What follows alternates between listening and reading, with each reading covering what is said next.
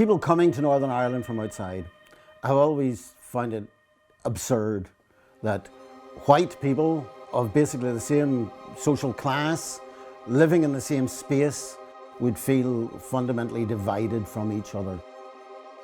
The reality is that you learn from Northern Ireland is that identification can be more important for people than material well-being. England, in that sense, is becoming more like Northern Ireland. You're getting a social division around identity, even between people in the same family. We've seen how identity produces violence in Northern Ireland. We've seen it in other countries, and the danger is that if you frame your politics around identity, as England seems to be trying to do, that's a very dangerous thing to do.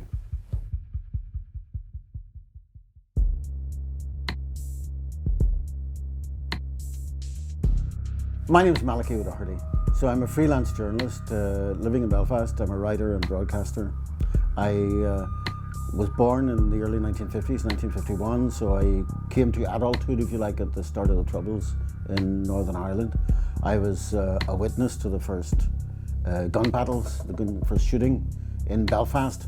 We had a situation there where you had a British police force using Browning machine guns on a civilian population during protest. It was as lunatic as that. You know? I came through the kind of, I suppose, as a young teenager, the emergence of a civil rights movement, the way in which the civil rights movement was beaten off the streets. We had pogroms and attacks on isolated Catholic families living in unionist communities. And I suppose the rest is history. Once we hit 1969, 1970, we had major burnings of homes in Clonard and West Belfast, Ardoyne and other isolated areas across the north. Well, I was born in the city in 1957, which was just in time to grow up through what we so euphemistically call the Troubles. My grandfather had a linen business, which he passed on to his two sons. I was supposed to be the third generation to run it, but on the 25th of January 1973, it disappeared with an IRA bomb. Well, I can't emphasise enough that I was a young fellow when the Trouble started. I was in my mid-teens, and I lived with a daily dose of terrifying violence. It was catastrophic for my country, catastrophic for the island, catastrophic for my culture. That's all I will say about it. So when I look at Brexit and the unfolding tensions in Britain, you know,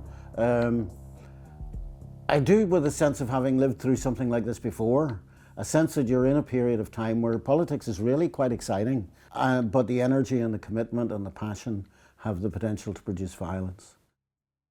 Well, my name is Naomi Long and I'm leader of the Alliance Party, which is, I guess, the first and largest kind of cross-community party in Northern Ireland. I was in Westminster and my life was under threat, and I was, in that period of time, a novelty almost, in that people couldn't believe that in this day and the age I was facing death threats, I was getting bullets in the post.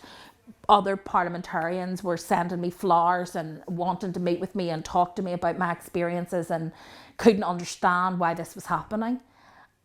If you go to Parliament now and you talk to MPs since Brexit happened, you would struggle to find MPs who haven't been subjected to that kind of threat or abuse. I mean, the template for this in Britain is football. You know, football is a religion in England, you know, that people get violent and they're passionate over. Not everybody, but some. And, you know, if the identity division becomes around authentically English or inauthentically English, then when someone is insulted at the level of identity, that insult hurts. Now, most people are not going to go and pick up a gun to settle their differences with somebody of a separate identity who has animosity with them even over their identity, but some will.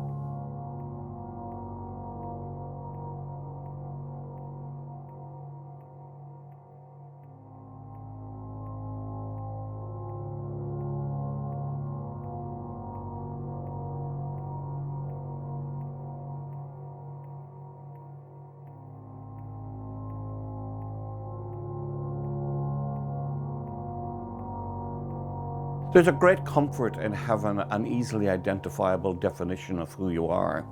And part of that great comfort is that it's quite easy to target who you're not and to turn your dislike and your hatred and your violence against them.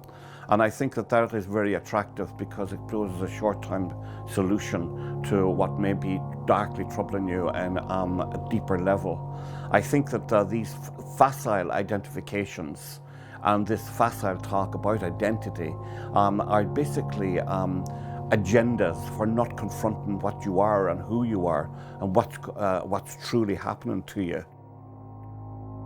I think the biggest development in my lifetime has been the rise of English nationalism, and I think that is an existential threat to the United Kingdom. You know, Boris Johnson may not want to be the Prime Minister who oversees the breakup of the UK, but ultimately he's more worried about delivering Brexit because that's what his backers want, and that's where his focus is. The Good Friday Agreement leaves me with a choice. Because of the built-in provision for a united Ireland, I can vote my way back into the European Union by voting for a united Ireland. So a scenario that is highly possible is that Brexit occurs, Scotland gets a second referendum on independence, wins it, which breaks up the United Kingdom de facto, and English nationalists then look at Northern Ireland and say, we're giving you around 11 billion a year in a block grant subsidy. Around half of you don't want to be members of the UK anyway. So that's a lot of acute hospitals, bobbies on the beat, classroom assistants, all that language the Prime Minister is currently using. We'll run down that economic clock over the next 10 to 15 years and let you go.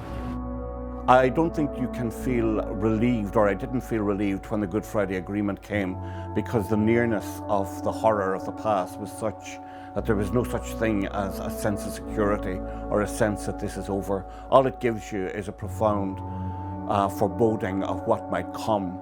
And it was that really more than anything else which made me look on Brexit as an absolute catastrophe for the United Kingdom, for the other island actually, because if ever there was a country that learned what this unity could do to itself, Ireland is that country, Ireland north and south.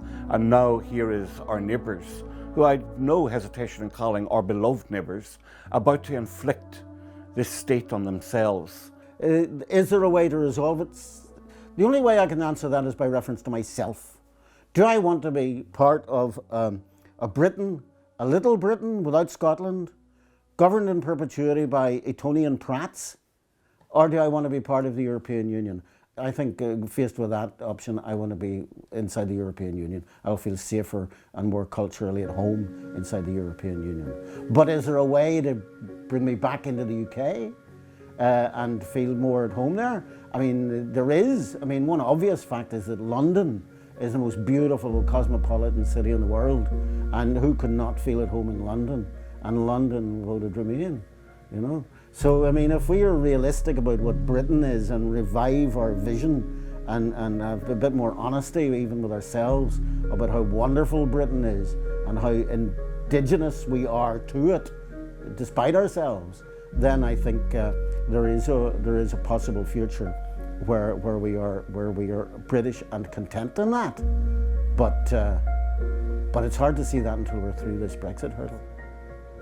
We're in the business, I think, of looking for the light so much, in Ireland especially, because it has been such a dark time and such a dark territory. We have tried very hard to lighten that darkness.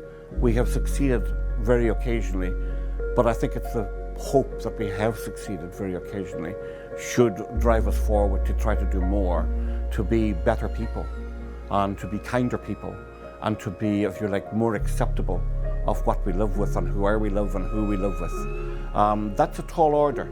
That's a tough one to do. And it's one that I don't think that the people of the UK have ever realised that they're going to have to confront. The massive differences between themselves, between the British, between the English and the Welsh, between the English and the Scottish, between the English and the Northern Irish. It's always been for comedy. And I don't think that they realise, maybe, you know, there comes a time where you stop laughing and start learning. For decades, Unionists have looked over our shoulders at Irish nationalists as the threat, and then a few years ago it became Scottish nationalists. But actually the real threat is English nationalism. And these are probably the same people who allowed their sons to come over here and lay down their lives to fight the IRA and protect the Union. And now I think they are ready to let go. You look at those who are in favour of Brexit and you see a class-driven, class-ridden occupation of what it is to be British. They have no notion of what it is to be working class in Cardiff, no notion of what it is to be destitute in Thurso, or no notion of what the extremes of financial deprivation have. And they are peddling a myth, and a dangerous myth. And dangerous myths have caused untold damage to my country, and it's going to cause untold damage to Britain.